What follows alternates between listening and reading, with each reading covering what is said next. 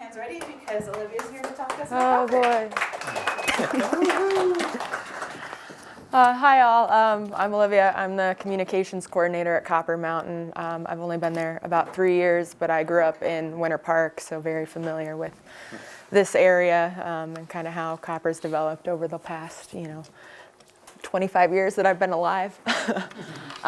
So a lot of what I was going to work with Tim on this was talk about kind of the last 10, 15 years of copper, especially the development of the Athletes Mountain and how we've kind of pushed that brand to the forefront and kind of where copper is going in the next, 5, 10 years in terms of development and that. I'm going to cruise through a history kind of the early years in the 70s, 80s, 90s. Definitely going to look to people to fill in the blanks if they have a history like weeds and Rod.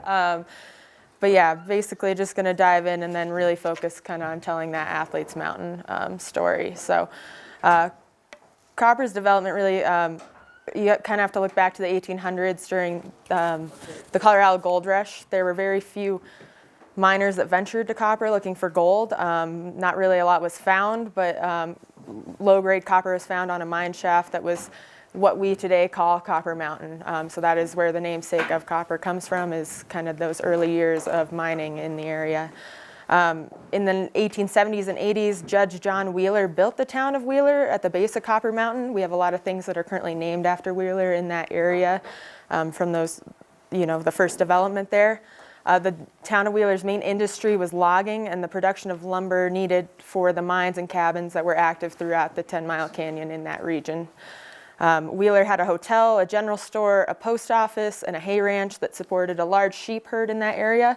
And because the location was so central to the mining activity of the region, Wheeler became a crossroads and a watering hole for around 10,000 miners that were prospecting up and down the 10-mile canyon during that time. Transportation through this region was also difficult, and Wheeler eventually housed a stagecoach stop and a railroad station in 1882. That rail line ran from Denver through Georgetown, through the 10-mile mining district, and then up through Wheeler, and then up to Leadville as well. The town was deserted in the early 1900s, and then not much more happened in between the history of, the end of Wheeler to kind of the beginning, early days of Copper Mountain.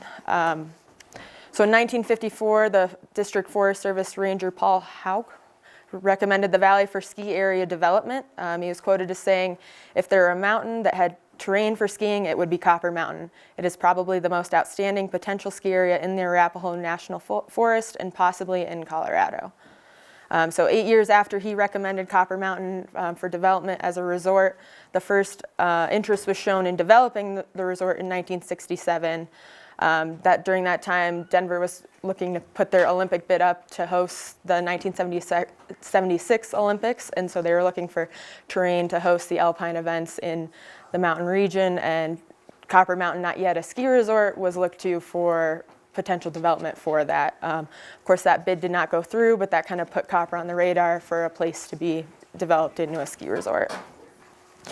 So Charles Froelicher contacted the forest ranger about an interest in developing copper in January 1969, and after inquiring about the development of the valley floor, his group of investors hired Chuck Lewis to help helm the project. Froelicher submitted a special issue permit on behalf of Copper Mountain Associates on January 13th, 1969, and the permit was granted on March 3rd, 1969, and the group then purchased the land property of Wheeler Flats in the base area to begin development. What's that view of? So this is off of Sky Chutes looking at the valley floor of the base of where Copper Mountain is today. That's Chuck Lewis kind of in the Conoco would be in the bottom Yep. right to that photo. What direction are we looking? West. We're looking up the Stay valley west, towards, basically. up to Vail Pass. Gotcha, thanks. That's US 6 cut and the hillside to the right. Okay. Yep, not yet 70 yet, but 70 would come in the mid-70s. So there were a lot of obstacles needed to create the resort based on the cost of the materials at the time, and then also helicopters were going to be needed to fly materials up kind of onto the mountain to help with that development. Lewis, being kind of an innovator, created his own lumber mill to help cut the cost of clearing trails and then sourcing building materials. They also ran into another problem with beavers in the valley floor, flooding kind of the development. Once they take out the dams, the beavers would come back and flood it even more than before. So they eventually had to remove all the willows to make sure that that was no longer going to be a problem when they developed the base area. So originally, they hoped to open the resort in the 1971-72 season, but lifts weren't operational yet. So Copper had a soft opening in 1971 without lifts where they used snowcats to ferry people up the mountain. They had around 500 skiers that year that they were able to kind of shuttle up in the 10-person cat. With that, they would provide, the Lewis family was really on it about providing lunches and kind of taking care of people through picnics. They were very much about the skier and rider experience and kind of being all in that early season. What was a lift? Was there a lift ticket price or cat price to do that? You know, their price is listed in the first original 50 cents trail or map. something like that? It was actually, I think, a couple hundred with, like, if you took a group of 10 or more, or 6 or more, there was like a set group price to go for a day experience. Then, you know, that summer after the 71-72 season, they were able to kind of finish development, work a little more to get it done.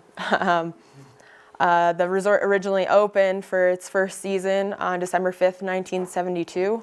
It was planned to open at the end of November, but a major snowstorm really put a damper on that, and they had to delay the opening. So Copper originally opened with 5 lifts, 22 trails, and 26 miles of skiable terrain.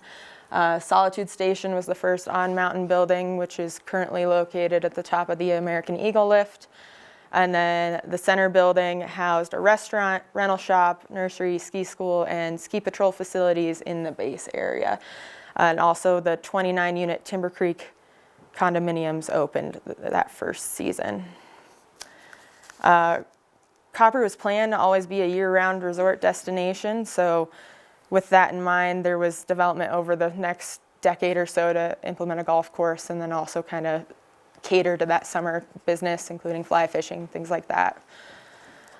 In 73, 2 more lifts were installed with 90 acres of additional terrain opening, and then by the 74-75 season, there were 12 condominium buildings with 375 units, 4 restaurants, a nursery, ski school, rental shop, and then the first Christie Sports at the mountain. So that was really kind of where it's starting to become a destination resort rather than just a day travel to mountain. The big event of the 1970s was the 1976 World Cup that Copper hosted for the Alpine racers. Originally, the 1976 World Cup was meant to be hosted in Heavenly, but based on snow conditions, they were unable to do that, and they looked to Colorado for more options. They looked to Vail, they looked to Aspen, and then ultimately went with Copper. Copper actually hosted the U.S. Alpine National Championships 6 days before the World Cup, so it was a busy 10, 15 days of back-to-back racing there. So where did they run the downhill then? Off of what existing runs today, do you know? Rosie's on B. Or Yeah. 15. We had built a Collage. starch. Where is that on the map? Far left? Far east, yeah. No, not Or collage. in the middle. 15 up there. Can you see 15 up, Olivia? It's collage. 15, okay. So Andes would be left. Andy's Encore? Yeah. Andes is the middle and collage is the right one of the left to 3. Okay. Rod, it was on, you said the downhill was on collage?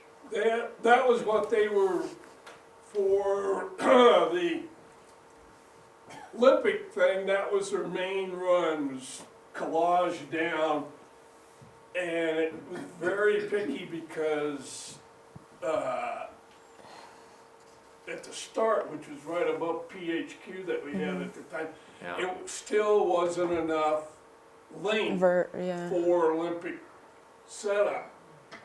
And it ended up after a few years, we got doing stuff, and I built mostly the downhill starts. Wow. Later on, we'd have cats bring up, they were like scrapers, but they bring snow up on top above PHQ, dump it, and I basically built starts. The last big race we had there, all I did for 3 weeks was work the downhill. Wow. I was the only operator allowed on the course. And then at the end there, it was basically we would have to go clear up almost top of Storm King lift to make a start up there to have the qualifications for length. Wow. Olympic downhill. Well, We good. did one, Thank you. had an all perfect time. This was in right after the Olympics in '80. Yeah. Or I can't remember. Came in, we had the downhill set. That's when Billy Johnson had won the gold. This is for the U.S. Nationals. Came in, downhill was barely openable. Came in and snowed. All the easy fence along the course and stuff was the most wonderful snow fence in the world. You think it would blow drifts everywhere. So it was kind of a slow course there, but we got it open. Wow. But yeah. So we pulled the guys up. We had to start up about 300 yards up above Old Patrol headquarters up there. That's where they started at. So during that 1976 World Cup, there were 200 racers that competed at the event. And then Copper would go on to host a series of national championships throughout the 80s and 90s, including in 83 was one of the bigger ones. It would be the first combined event where all the men's and women's downhill, GS and slalom were all in the same venue instead of at different mountains when they used to divide them up based on course availability and length. Yeah, so Copper developed at an amazing pace throughout the 70s.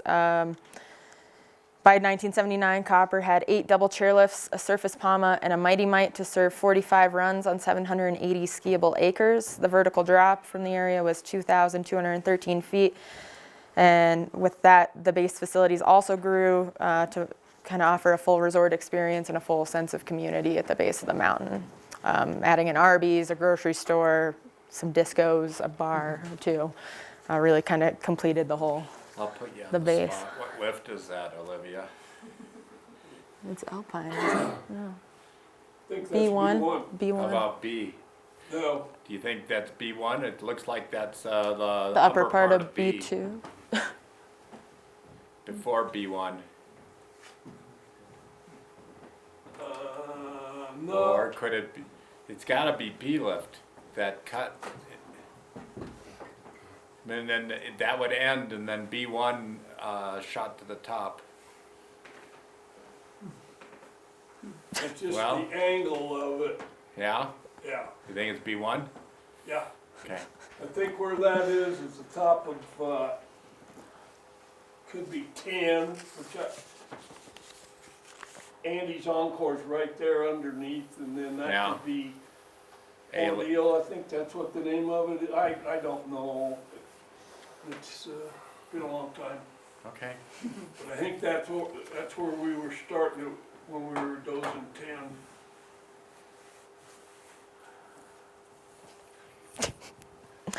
By 1979, there was thoughts to put in Club Med, which opened in 1980. Club Med was an all-inclusive kind of resort experience. They're still in existence today in the Caribbean and things like that. Is it still there? Not, the building is still Yeah, at Copper, I seen yeah, it. yeah. I didn't know if Club Med. Club Med is still like a company, yeah. They're When did still they in leave? operation. Copper. 20 years, 25 years, I mean, by 2000, Yeah. Yeah. we turned it into employee housing. Yeah, it currently houses seasonal staff. We're able to provide about 500 beds for seasonal staff right now, with the room capacity of the old Club Med lodging building. Significant number of offices and human resources. Yeah. Yeah. Yep. When it opened, it had 225 guest rooms. Guests could pay $625 for the week for a week of skiing, drinks, food, entertainment. There's still a stage and theater in the Edge today that we use for employee stuff, but it was originally meant for performances during the original era of Club Med.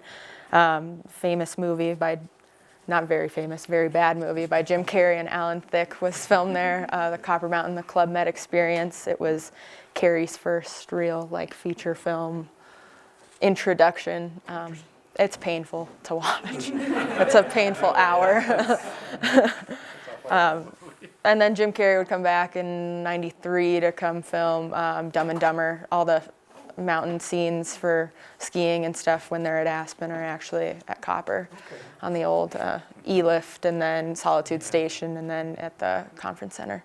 So there's still those spots from the movie. Is he an actual skier or not? Could he ski?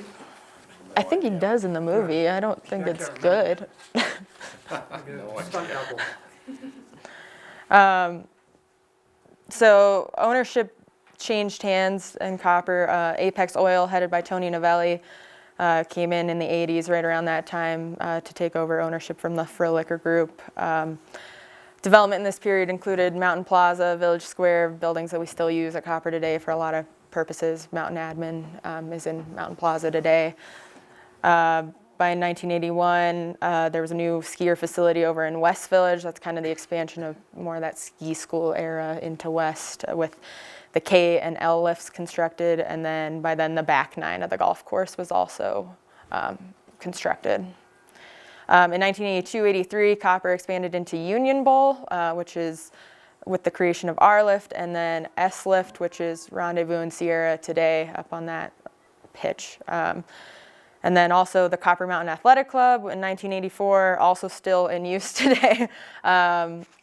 Is there? They had Rowdy Gaines out for the opening of the athletic club, doing laps in the pool right after he won Olympic gold, which is pretty cool. And then finally, Spalding Bowl was also added to the resort, accessed by A1 lift and the M lift. And then Spalding Bowl was America's largest ski area expansion in the 1985-86 season.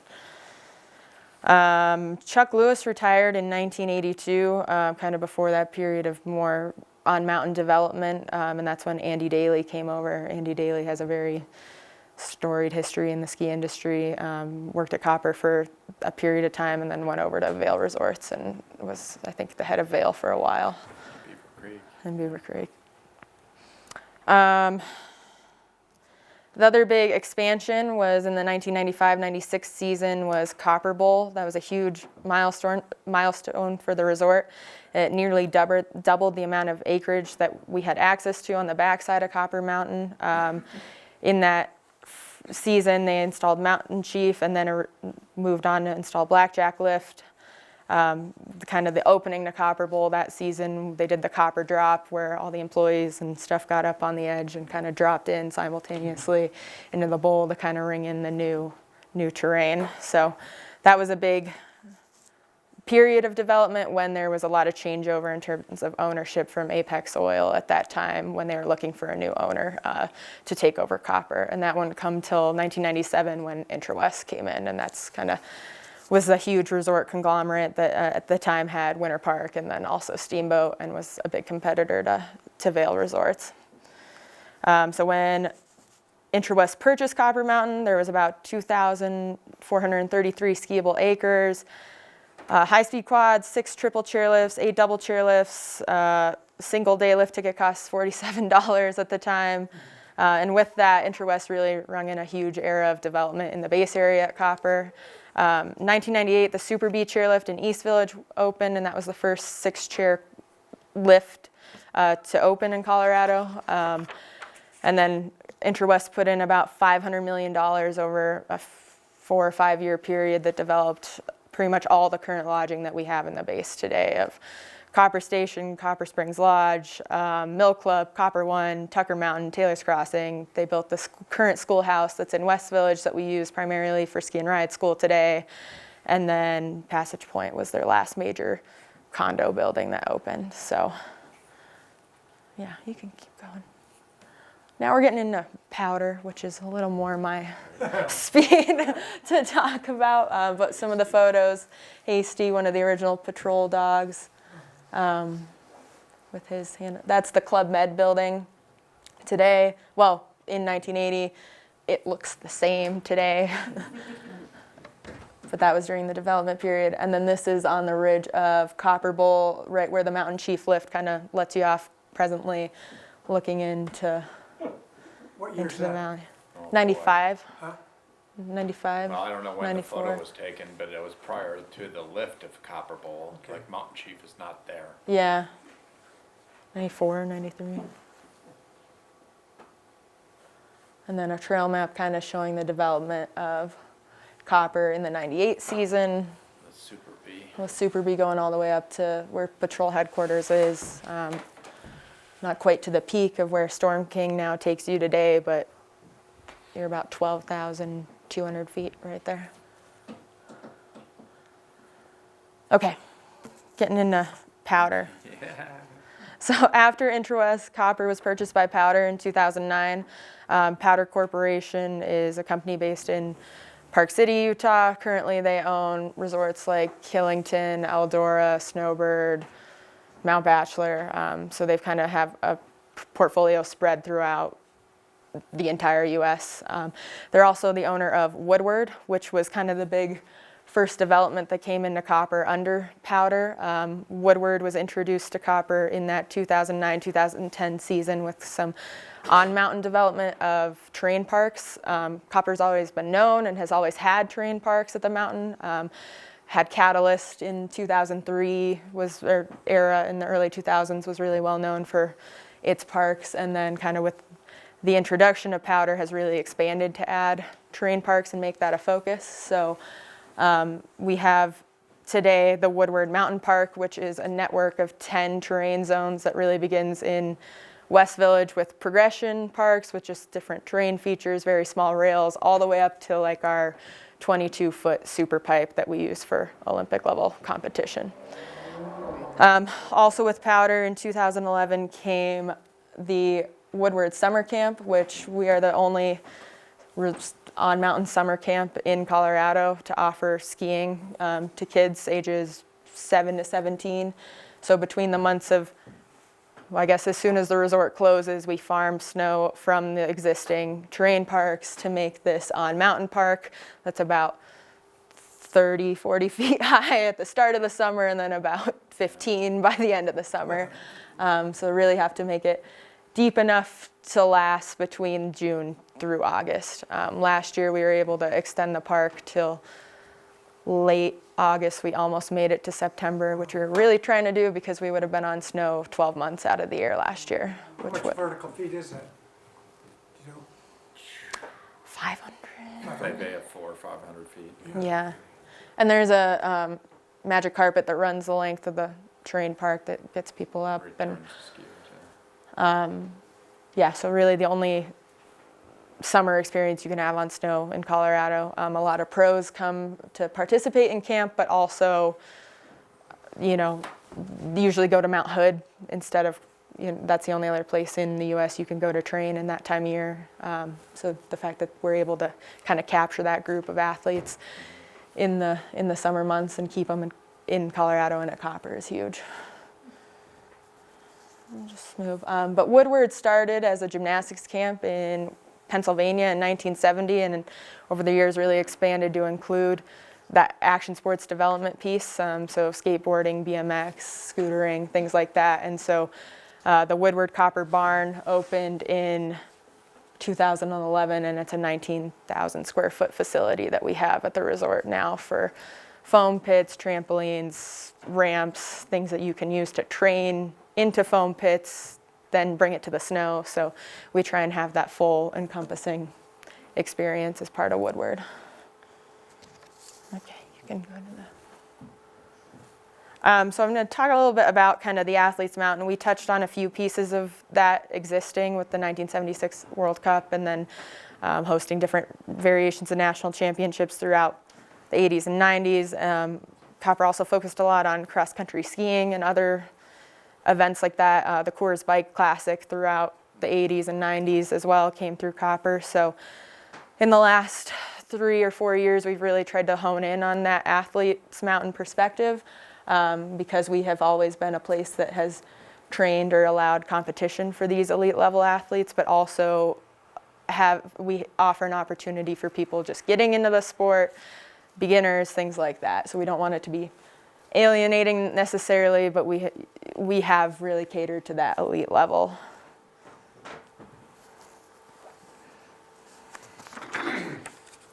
So every fall, Copper hosts early season race training on the upper mountain for teams around the country, around the county, and then from around the world.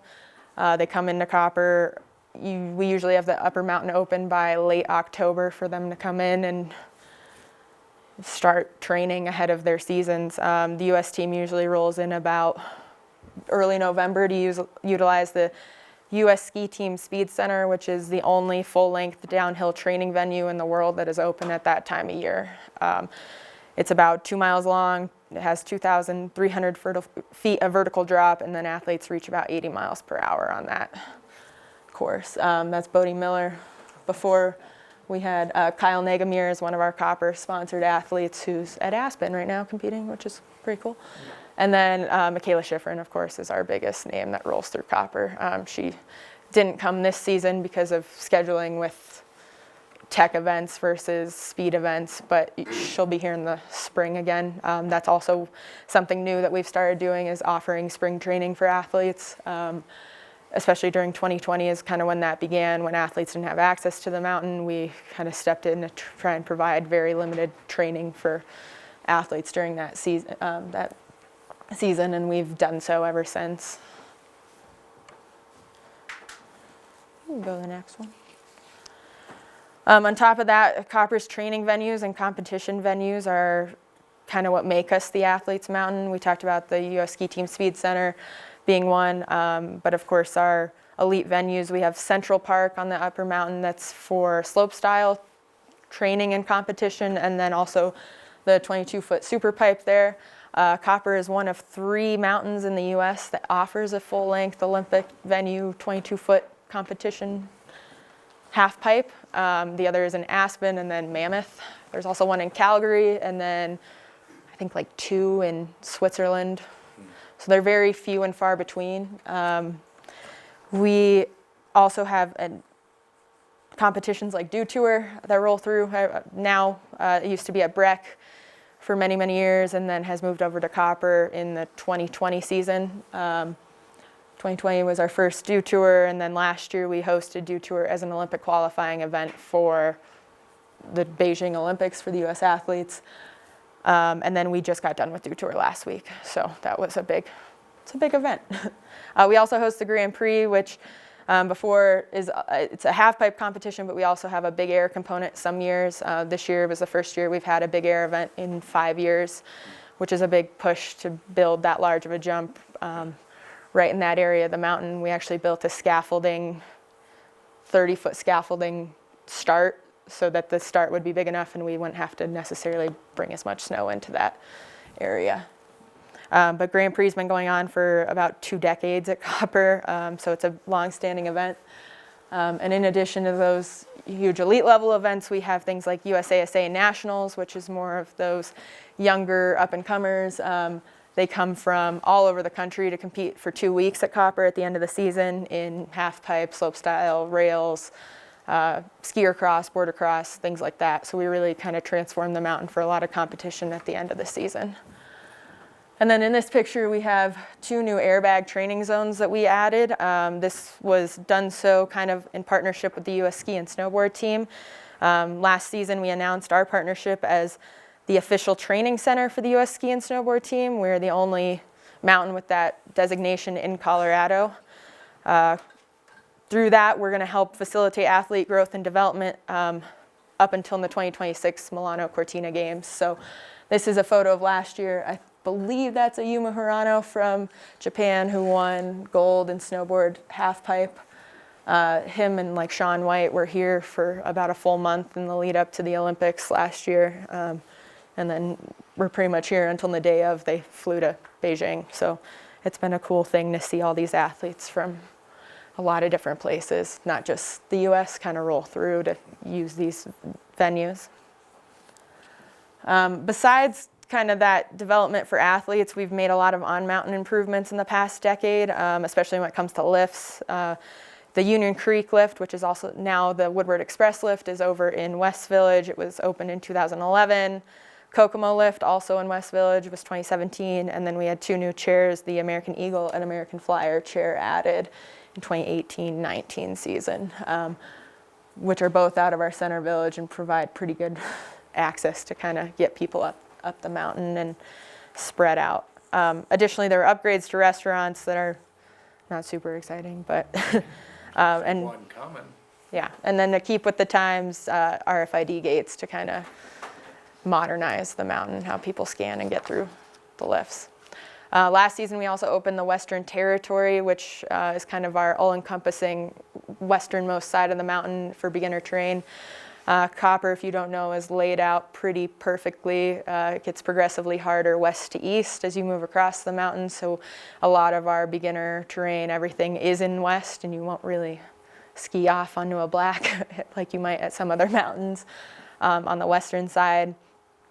So with the Western Territory, we opened 2 new trails, a connector trail and a kids zone to try and up that beginner experience and provide more access for people on that mountain or that part of the mountain. And with that, we have approval to replace the Timberline lift and the Lumberjack lift over the next few seasons. We don't necessarily have a timeline for that yet, but we hope to do so soon. This photo is a photo of Element 29.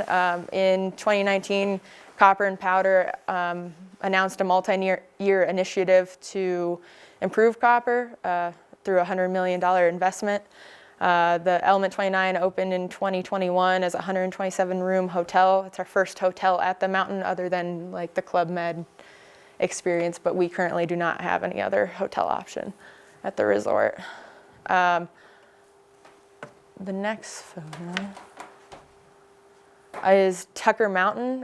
Back in Copper Bowl area, Tucker Mountain was this terrain that had only ever been able to be accessed by snowcat up until the 2019-2020 season when we opened the Three Bears chairlift, and that added 273 acres of additional expert terrain to the mountain. So it really upped the ante in the back bowl and really, created a lot of access for people. Some of the most It changes how the mountain skis for sure because of how many people come into that area now, but it also is some of the best snow on the mountain because of the north-facing slope and how it, holds it.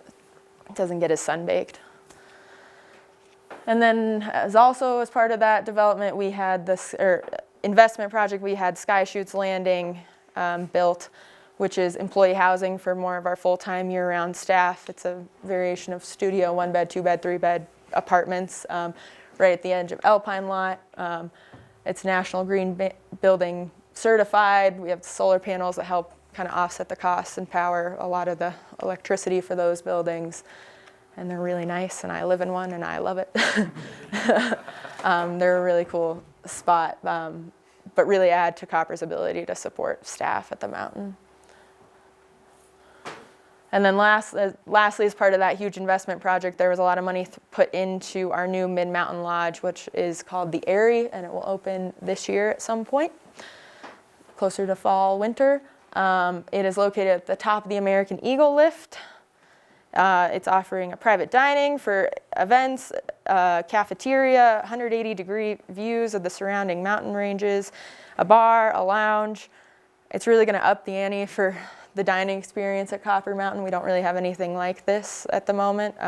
Solitude Station, which is one of the original buildings that was built in the original season, is still next to it, but that will be demolished when we get this up and running. And then lastly, in terms of development, we have the A-Lift, or the Bourne Mountain Club development. That's over kind of below the A-Lift as suggested.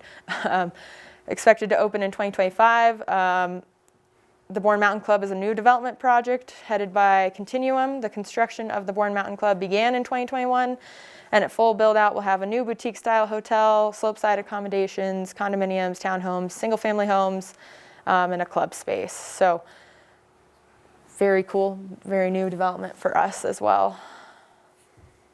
Yeah. How many acres is that now?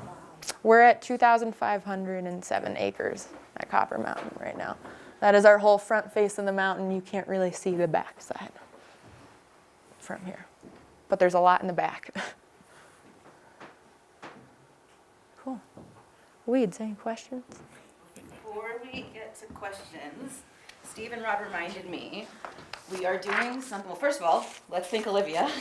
That was fantastic. A lot of history. We're doing